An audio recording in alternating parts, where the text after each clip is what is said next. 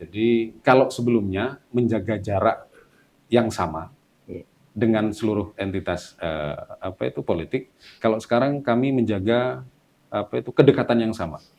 Oh, gitu. Menjaga Menarik kedekatan. ini saya kira. Ya, kalau dulu kami kenal dengan istilah menjaga jarak yang betul. sama dengan seluruh baik itu kandidat maupun partai politik.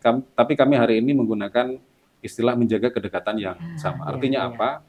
Semua partai politik, semua kandidat itu akan kami layani semaksimal mungkin sesuai dengan tugas pokok dan fungsi kami sebagai penyelenggara. Sampai hari ini itu sebatas memberikan sosialisasi saja. Sambil kami sampaikan upaya-upaya kami kolaborasikan pasti sebagai mitra penyelenggara pemilu dengan Bawaslu ketika kami turun, terutama ke pemilih pemula ini. Jadi edukasi politik itu kami lakukan.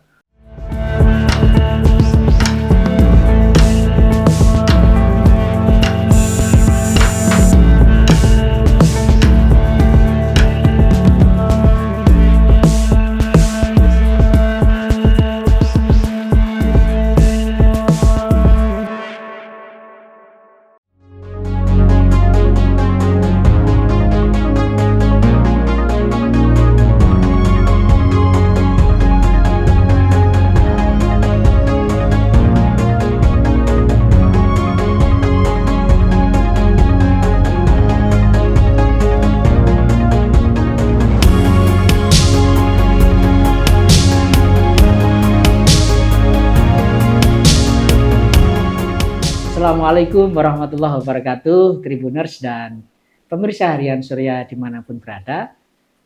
Giliran kali ini saya berada di kantor Komisi Pemilihan Umum atau KPU Kota Probolinggo. Kita ingin tahu update terkini tentang persiapan KPU menyambut Pilkada Serentak 2024. Tentu saja kita berharap pemilu Pilkada Serentak 2024 berjalan lancar, damai, aman gitu, dan partisipasi pemilih meningkat dibanding pemilu sebelumnya. Nah, untuk itu sekarang saya sudah berada di kantor KPU. Bersama saya ada Mas Radvan Faisal, Ketua KPU Kota Probolinggo. Assalamualaikum warahmatullahi wabarakatuh. Waalaikumsalam warahmatullahi wabarakatuh. Ini Mas Radvan ya, kita panggil Mas Radvan aja karena masih muda ini. Mas Radvan, ini memasuki tahapan pilkada coklit, pencocokan dan penelitian. Bisa diupdate Mas, bagaimana hasil coklit beberapa hari ini setelah pelantikan Pantarlih 24 Juni kemarin? Ya. Saat ini memang tahapannya adalah proses pencocokan dan penelitian. Kemarin pasca pelantikan untuk Pantarlih, kita punya 651 Pantarlih se-Kota Probolinggo. Untuk berapa kecamatan, Mas? Kita 5 kecamatan, 29 kelurahan, ada 326 TPS.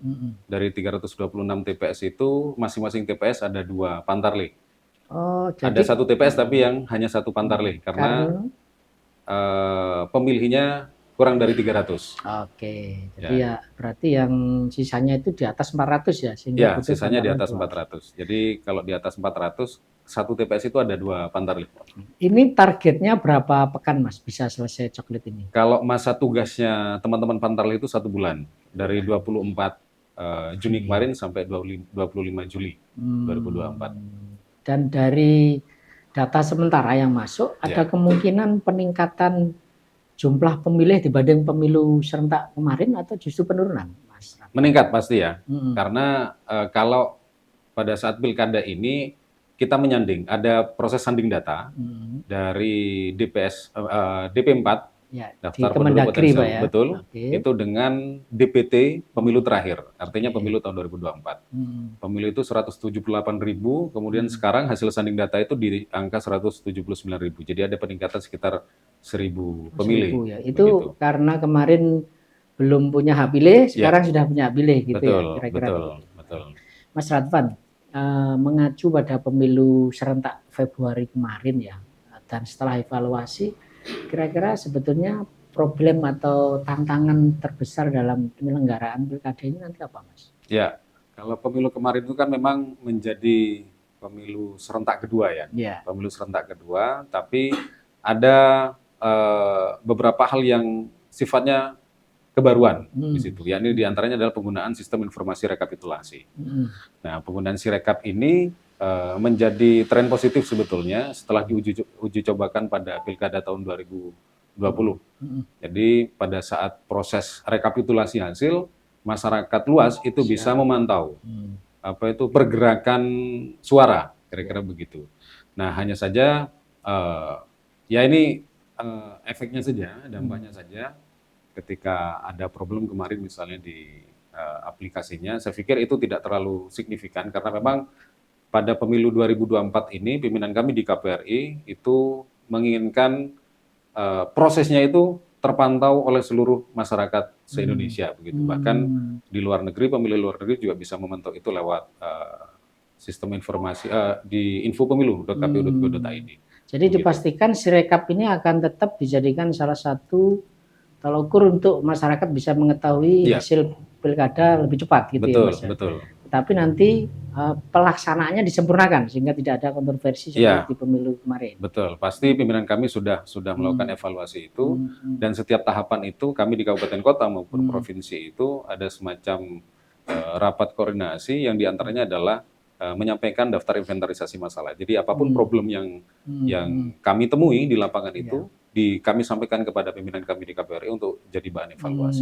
Gitu. Kalau di Probolinggo sendiri Mas Radpan ya, pengalaman beberapa pilkada, kondisi kerawanan pilkada atau pemilu seperti apa sih yang kemungkinan terjadi di Kota Probolinggo?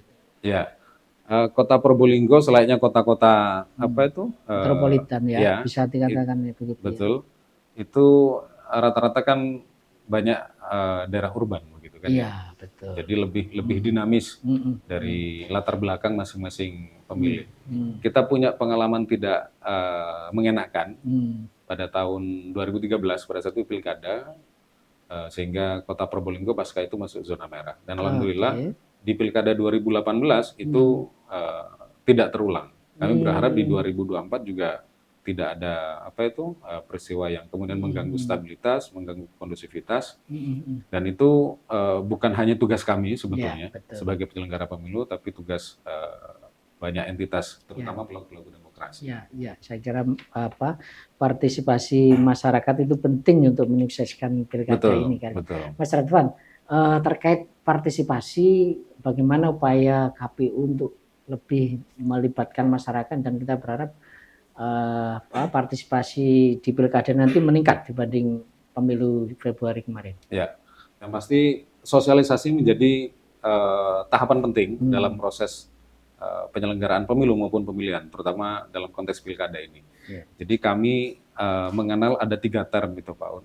Dalam proses sosialisasi itu pre-election, post-election, dan juga election period. Pre-election itu sebelum pelaksanaan pilkada, kemudian election period pada saat pelaksanaan pilkada, maupun post-election, itu setelah pilkada berlangsung. Dan setiap fase itu sosialisasi itu menjadi tahapan yang tidak pernah putus. Ada atau tidak ada penyelenggaraan itu selalu kami lakukan. Jadi kami ada 11 segmen yang kami sasar dalam proses sosialisasi itu, diantaranya pemilih pemula, pemilih pemuda, agamawan, kemudian pemilih perempuan, pemilih komunitas, termasuk warganet, marginal, berkebutuhan khusus, kemudian ada 11 itu yang kemudian kami sasar. Seperti itu. Selain itu, kami juga tidak hanya sifatnya itu kami mendatangi begitu ya, tidak hanya dalam proses dialog saja, kami juga ada feedback dari masyarakat ketika misalnya masyarakat mau datang kantor KPU, mau mengakses informasi apapun, itu kami buka seluas-luasnya. Kami punya rumah pintar pemilu sebagai pusat ataupun sarana edukasi, terutama kepada pemilih pemula. Jadi rutin kami dulu itu bersurat kepada sekolah-sekolah begitu. Sasaran kami memang yang paling utama adalah pemilih pemula. Pemilih pemula. Betul. Meskipun kalau dari persentase itu ada di angka 10-15% dari jumlah pemilih, tapi menurut kami ini adalah signifikan. Karena memang pemilih pemula itu perlu penetrasi lebih kuat begitu. Dan meninggalkan kesan yang bagus ketika nanti harus berlanjut di pemilu selanjutnya. Ya. Termasuk kami beberapa kali menyelenggarakan event itu, diantaranya KPU Mini Festival begitu. Jadi kami lakukan analisis apa sih yang diinginkan oleh pemilih pemula ini. Biasanya mereka itu hobinya apa, kemudian kecenderungannya apa, Misalnya kemarin kami kerjasama dengan Dewan Kesenian itu, kita bikin kegiatan yang namanya KPU Minifest itu dengan lomba apa stand up komedi dan juga lomba Oh, puisi. kreatif sekali ya. Itu jadi menggugah gairah teman-teman pelajar untuk turut serta. Oh ternyata KPU ini seperti ini. Ya, Oh ternyata ya, ya. pemilu itu seperti ini. Oh pemilihan seperti ini. Ya, Jadi membangun awareness ya. dari apa itu teman-teman pemilih itu. Ya. Mas Redvan, ekses positif kalau eh, pemilu atau pilkada itu menarik antusiasme masyarakat, ada ekses negatifnya juga, perang disinformasi cukup Ya, masif gitu ya, betul. terutama di media sosial gitu ya. Perang negatif campaign itu ya. Betul. Nah itu saya kira perlu juga diantisipasi gitu ya. Ya. Upaya KPU sendiri untuk masuk ke ranah dunia maya seperti apa, Mas? Jadi kami punya media sosial. Kami punya akun yang dikelola KPU Probolinggo, Mas. Ya, akun resmi kami. Selain laman itu semua platform yang banyak pengikutnya, misalnya seperti Instagram, Facebook, kemudian X, kemudian TikTok, termasuk juga YouTube, kami kelola dengan baik. Meskipun kami menyadari. Jadi hari ini kan orang mudah bikin media, begitu. Iya, betul. Semua orang bisa bikin media sekarang. Termasuk warganet itu bikin akun-akun begitu kan. Dan publik itu justru lebih lebih tertarik untuk mengikuti, untuk kemudian menyerap informasi dari akun-akun itu daripada akun resmi lembaga. Nah, karena memang kami menyadari positioning semacam itu, tentu kami harus berkolaborasi. Berkolaborasi dengan misalnya kita punya teman-teman yang mengelola media sosial di Kota Probolinggo ini maupun di Probolinggo Raya, itu yang banyak viewernya. Buzzer yang konotasinya positif ya. Betul. Kami kolaborasi dengan mereka, terutama kami kolaborasi dengan teman-teman media mainstream itu pasti. Kami tidak mungkin bisa menyampaikan informasi secara luas itu tanpa dukungan dari teman-teman media, begitu. Jadi ini yang kami pelihara komunikasi positif ini dengan teman-teman, semata-mata karena kami menyadari bahwa untuk menyampaikan informasi itu tidak bisa satu pintu melalui kami. Kami butuh kawan-kawan semua.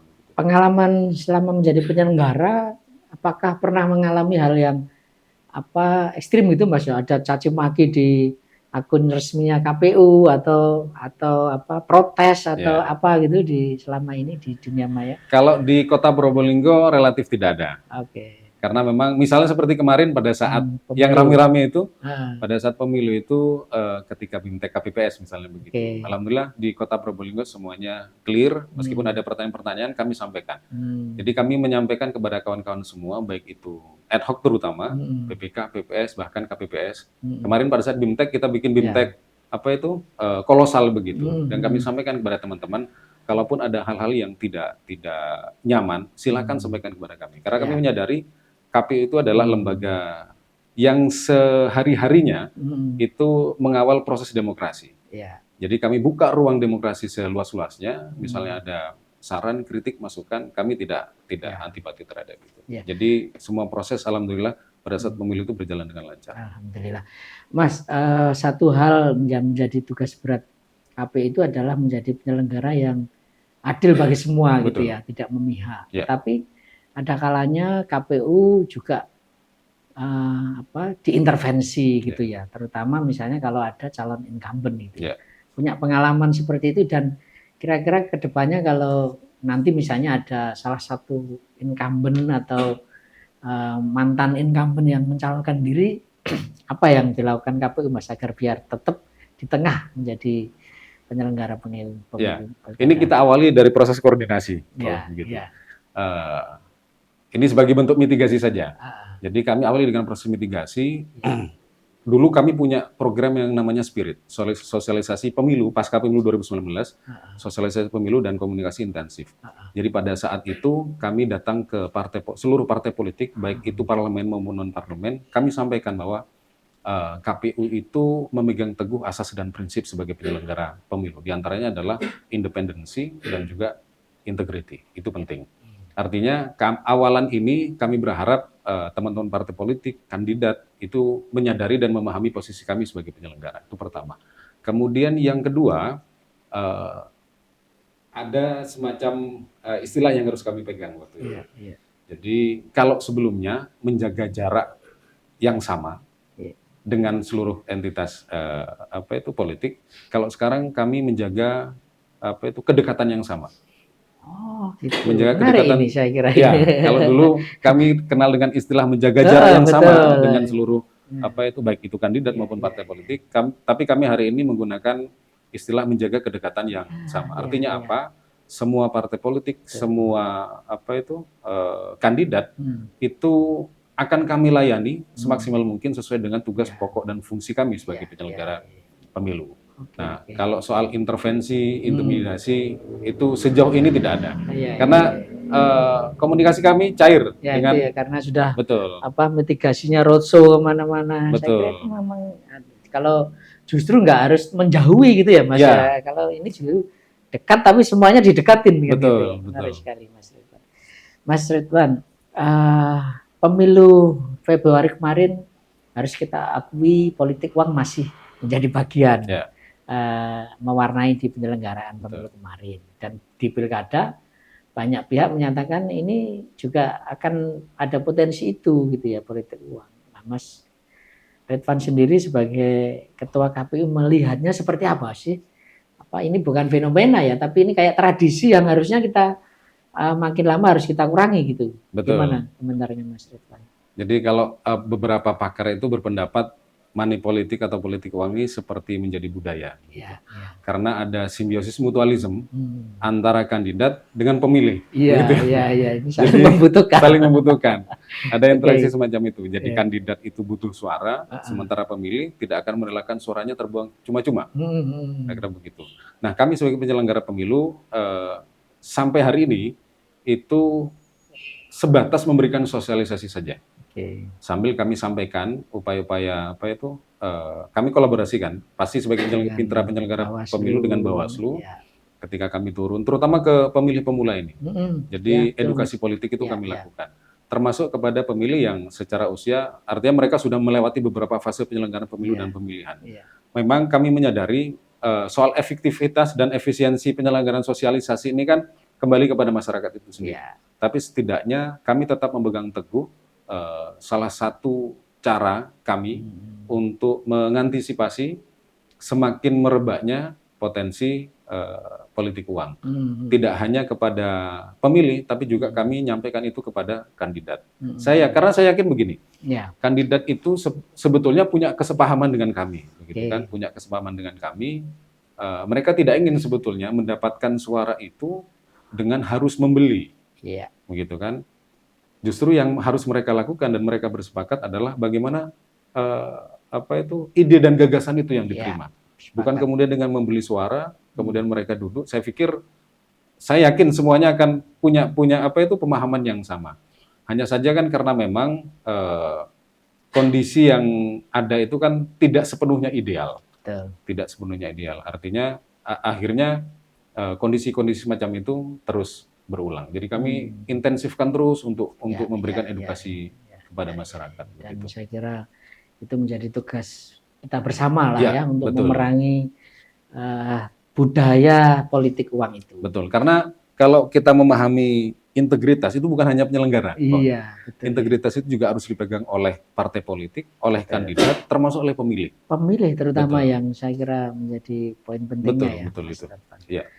Baik, Tribuners dan pemirsa Harian Surya, tadi luar biasa sekali penjelasan Mas Radvan Faisal, cukup clear gitu ya terkait bagaimana kita bisa membantu Komisi Pemilihan Umum agar pilkada nanti berjalan lancar. Dan ini untuk di penutup, Mas Radvan Faisal silakan memberikan himbauan atau harapan kepada pemilih dan stakeholder agar pilkada serentak 2024 di Kota Probolinggo berjalan lancar. Silakan Mas. Siap. Ya, kepada seluruh masyarakat Probolinggo maupun di luar masyarakat Probolinggo, kita punya tanggung jawab bersama untuk mensukseskan penyelenggaraan pilkada di tahun 2024. Jadi kepentingan kita hari ini bukan hanya memilih orang untuk menjadi pemimpin, tapi memastikan orang terpilih itu menjalankan visi dan misinya selama satu periode ke depan, begitu. 5 tahun ke depan sampai tahun 2029. Karena itu kami mengimbau kepada masyarakat untuk datang ke TPS pada tanggal 27 November tahun 2024 memilih sesuai dengan nuraninya. Jangan memilih karena faktor money politik, karena faktor intimidasi, atau karena faktor hanya sekedar kenal tapi tidak tahu bahwa yang bersangkutan tidak punya kompetensi sebagai pemimpin. Dan kami punya tanggung jawab besar, dan ini juga dibantu oleh, kami berharap dukungan seluruh masyarakat Kota Probolinggo, termasuk mitra penyelenggara kami, Bawaslu, pemerintah daerah, stakeholder terkait, bantu kami untuk menyelenggarakan pemilu ini tidak hanya sukses dari sisi prosedural, tapi sukses dari sisi substansial. Kira-kira begitu, Pak. Oke, luar biasa. Baik, Tribuners, saya Tri Mulyono, pemimpin redaksi Tribun Jatim Network. Mohon pamit dulu, sampai ketemu dengan tokoh-tokoh luar biasa seperti Mas Radvan Faisal di lain kesempatan. Saya undur diri. Assalamualaikum warahmatullahi wabarakatuh. Download Tribun X sekarang, menghadirkan lokal menjadi Indonesia.